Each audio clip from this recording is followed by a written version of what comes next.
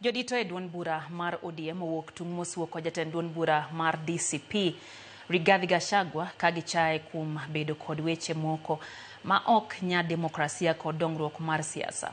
Jotelo go kalose kaunti ma Narok e kinde limbe margi motelo ne nyasi maduong' mar hingo higni 20 nyaka ne chako ODM. Giwacho ni dongo demokrasia nyaka chiw thuolo ne ogendni mondo mi odonje duond bura morwako dhodi duto kotene kod jakom ODM Gladys Wanga kod Godfrey Osotsi gi dok ne riwruok mantie e kind jatend piny William Ruto kod ogai mar ODM Raila Odinga e bwo sirikal mar broad based.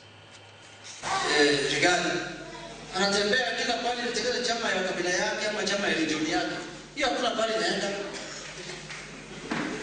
Vyama ni lazima iwe vyama vya kitaifa.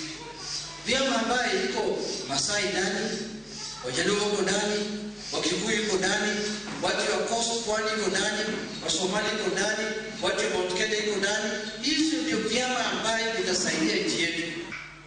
Sasa katika hii serikali na nawaambia hivyo kweli, airport ya Narok itamalizwa katika muda wa miezi 9. Watu waweze kufly mpaka Mombasa, kutoka Mombasa wakakuja hapo wanaingia katika Masai Mara. Tumeshikana katika broad base.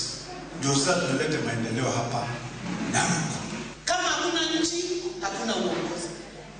Siwezi kuwa gavana kama nchi haipo. Huwezi kuwa president kama nchi haipo. Hatuwezi kuwa na gavana tutu kama nchi imeharibika. Ndio baba alisema wacha tushikane, tutunze nchi yetu kwanza. Chama ambacho kimepigania hiyo mambo yote ni chama cha ODM. Kwa hivyo nikisimama hapa siku ya Jumapili, Bishop nataka kutuombee kama chama cha ODM.